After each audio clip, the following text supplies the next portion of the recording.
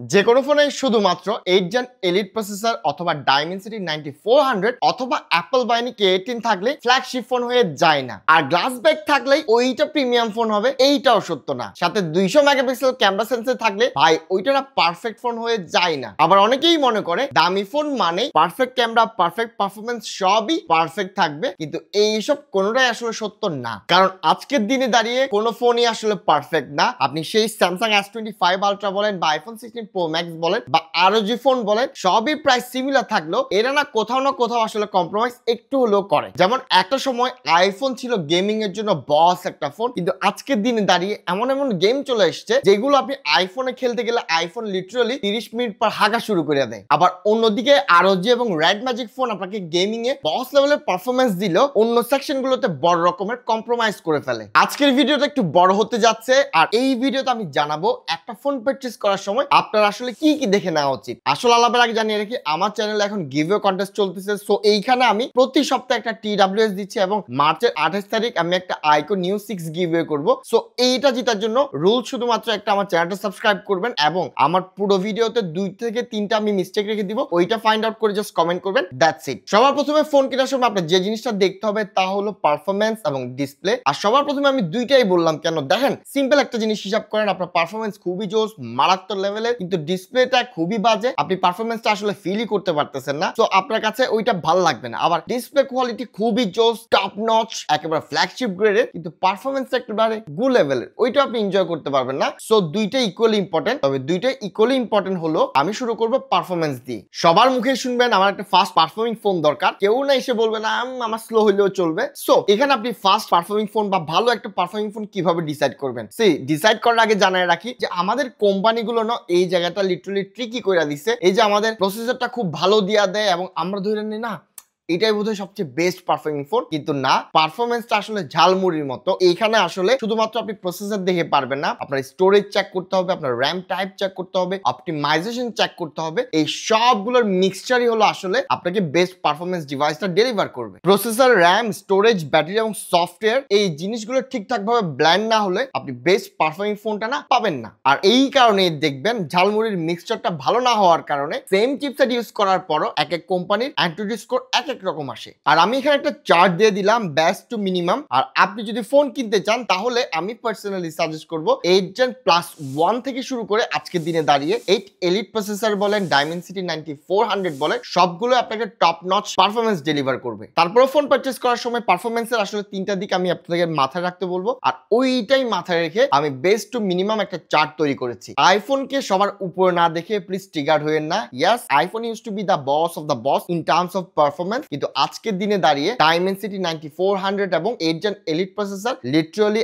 IPhone, Apple বাহিনী K18 না পিছে ফেলে দিছে। আর এই চার্টটা টোটালি না পারফরমেন্সের উপর বেস করা। সো আমি জাস্ট পারফরমেন্স নিয়ে কথা বলতেছি শুরুতে, এইটাতেই ফোকাসটা রাখবেন। এই চার্টটাতে আমি 2024 এর শেষে এবং 2025 এর শুরুতে যেসব বেস্ট ডিভাইস বের হয়েছে তার লিস্ট করেছি। সামনে এগুলো সবগুলোর আপগ্রেডেড ভার্সনও চলে আসবে মার্কেটে। পারফরমেন্সের পাশাপাশি সবচেয়ে ইম্পর্টেন্ট হলো display, at least for me. আর এই জায়গাতে আপনি সবার আগে যে জিনিসটা আমাদের মাথায় আসে বা হাতে আসে তা হলো সাইজ। ডাবল মিনিং বের করেন না। দেখেন একটা ফোন হাতে নেওয়ার পর কতটা হ্যান্ডি হচ্ছে বা আপনার কাছে কেমন লাগতেছে বা আপনি কি রকম চাচ্ছেন, ওইটা না টোটালি সাবজেক্টিভ একটা ব্যাপার।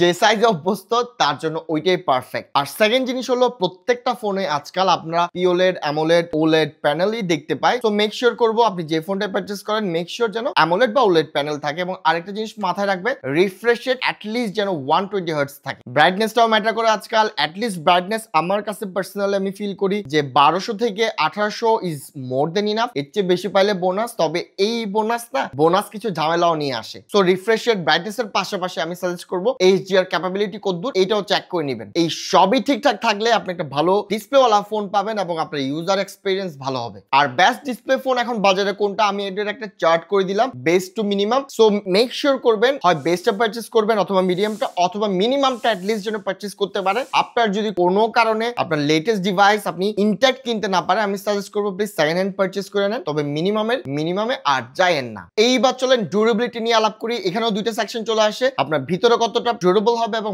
বাইরে কতটা ডিউরেবল হবে। বাইরে কথা আসলে অবশ্যই আমাদের ফোনে আজকাল প্রিমিয়ামনেস এর জন্য তো আমরা বোথ সাইডে গ্লাস চলে আসে, এবং যেহেতু গ্লাস চলে আসে ওইটার প্রোটেকশনটা কি দিচ্ছে ওইটাও 100% মেক শিওর করতে হবে আমাদের। গরিলা গ্লাস ভিক্টাস 2 এটলিস্ট ফ্রন্টে থাকাটা ইজ ম্যান্ডেটরি যদি আপনি মিডিয়াম থেকে শুরু করে ফ্ল্যাগশিপ পারচেজ করতে যান, এবং ব্যাকে আমি at least gorilla glass 7i suggest করব যদি মিনিমাম যেতে হয়। এই নিচে গেলে আমি সাজেস্ট করব, আর গ্লাসে না গিয়ে আমি ফোন মেকারসদের কাছে সাজেস্ট করব আপনার গ্লাস না দিয়ে প্লিজ প্লাস্টিক দেন, এটলিস্ট আমরা ব্যাগটা ডিউরেবল থাকবে। সস্তা গ্লাস দিয়ে আমাদের প্লিজ ধোকা দিয়েন না। সো আমি সাজেস্ট করব যখন আপনার ফ্ল্যাগশিপ থেকে মিড রেঞ্জের ফোন পারচেজ করতে যাবেন please make sure to have this feature. এইবার আমরা ভিতরে কি থাকা উচিত এইটা নিয়ে আলাপ করি। দেখেন আজকাল ফোন সবগুলোতে কোনো না কোনো আইপি রেটিং থাকে, IP68, IP69, এগুলো তো টপ অফ দ্য ফ্ল্যাগশিপে থাকে, ইভেন আজকাল মিড রেঞ্জও আসতেছে। কিন্তু যেসব ফোন না বলে তাদের কোনো ধরনের আইপি রেটিং নাই, তাদের না কোনো ধরনের সিগনেচার সিস্টেম অবশ্যই থাকে। সো আমি সাজেস্ট করবো যারা খরচাটা 40,000 উপরে করতেছেন please don't compromise on IP68 rating, 67 rating at least minimum যেটা থাকে ওইটা মেক শিওর করবেন। তবে একটা সতর্কতা বার্তা দিয়ে দেই, IP68 থাকুক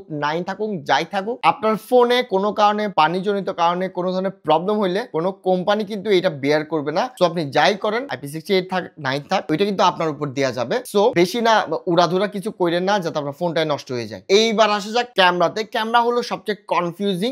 এইটার আমি দুইটা ভাগে ভাগ করি, একটা হলো হার্ডওয়্যার আর একটা হলো সফটওয়্যার। আর ক্যামেরার বেলাতে সবচেয়ে বেটার ছবি ক্যাপচার করে, ইয়েস অনেকে মানতে চাইবে না but that is what it is, Vivo X200 Pro আসলে বর্তমানে iPhone 16 Pro Max বলেন বা S24 Ultra বলেন, দুইটাই থেকে আমার পার্সোনাল টেস্টিং থেকে আমি দেখেছি Vivo X200 Pro বেটার ছবি ডেলিভার করে। আর এই কনক্লুশনটা আমি না iPhone 16 Pro Max এবং S24 Ultra হাতে নিয়ে বলছি। আমি কিন্তু পার্সোনালি Vivo X200 ওন করি না, কিন্তু এইটাই না সত্য, এটাই বাস্তব। হা আই লাভ ইউ। এরপর আমার কাছে ছবির জন্য রিলায়েবল হলো স্টিল Samsung S24 Ultra আমার কাছে মোর রিলায়েবল মনে হয়। আমার হাতে যদিও বা S25 Ultra নাই, 16 Pro Max যেহেতু আছে আমি আমি ছবি তোলার জন্য পার্টিকুলারলি ছবি তোলার সময় আমি সবসময় স্যামসাং কে প্রিফার করছি। সো লেটস সি নেক্সটে কি হয়। ইউজ করতে করতে আসলে বলতে পারবো কোনটা আসলে আমার কাছে প্রিফার্ড মনে হয়। আর আমি যদি পার্টিকুলারলি র্যাঙ্ক করে দেই, এক নম্বরে Vivo X200 Pro এবং দেন হচ্ছে Samsung S25 Ultra, দেন চলে আসবে iPhone 16 Pro Max, এরপরে বাদ বাকি যারা আছে। এবং সবচেয়ে স্যাড ব্যাপার বলি, পিক্সেল রে না আমি কোনোভাবে এখন টপ 5 এও রাখতেছি না। আর মজার ব্যাপার হলো বছরের পর বছর চাইনিজ ম্যানুফ্যাকচারাররা আসলে পিক্সেল, স্যামসাং এবং আইফোন থেকে ছবি এবং ভিডিওর বেলায় অনেক পিছিয়ে থাকতো আসলে সফটওয়্যারের জন্য। এইটা কিছুটা তারা সলভ করে এনেছে, কিন্তু এখন স্টিল বলবো তারা বেশ পিছিয়ে আছে in terms of software optimisation Pixel, Samsung এবং অ্যাপল থেকে। আর এইটা হওয়াটাই স্বাভাবিক, কারণ স্যামসাং, অ্যাপল, গুগল R&D তে যে পরিমাণ ইনভেস্ট করে ওইগুলো না এখনো চাইনিজ কোম্পানিগুলো করে না, এবং এরা না বিভিন্ন কোম্পানি থেকে ধার করে। যাই হোক যেভাবে করুক আমাদেরকে ভালোটা ডেলিভার করতেছে, ওইটার জন্য আমরা শুক্রিয়া। আর ছবি তোলার জন্য হার্ডওয়্যার এবং সফটওয়্যারের পাশাপাশি সবচেয়ে ইম্পর্টেন্ট কি জানেন, আমি আসলে ছবিটা কিভাবে ক্যাপচার করছি। সো হার্ডওয়্যার সফটওয়্যার কতটা ভালো ওইটার পাশাপাশি মেক শিওর করবেন আপনি যদি ছবি তুলতে আগ্রহী হন, আপনার ছবি তোলার গেমটা একটু ইমপ্রুভ করেন। ওইটা করলে আপনার দেখা যাবে যেই ফোনে আপনার হাতে থাকুক আপনি ওইটা দিয়ে খুব জোস লেভেলের ছবি ক্যাপচার করতে পারবেন। এছাড়াও আমি একটা লিস্ট দিয়ে দিলাম বেস্ট টু মিনিমাম। আপনারা যার বাজেট অনুযায়ী আপনারা চাইলে এখান থেকে সিলেক্ট করতে পারেন, it's totally up to your budget. তবে যারা একেবারে প্রফেশনাল লেভেলের ক্যামেরা পারফরমেন্স খুঁজছেন প্লিজ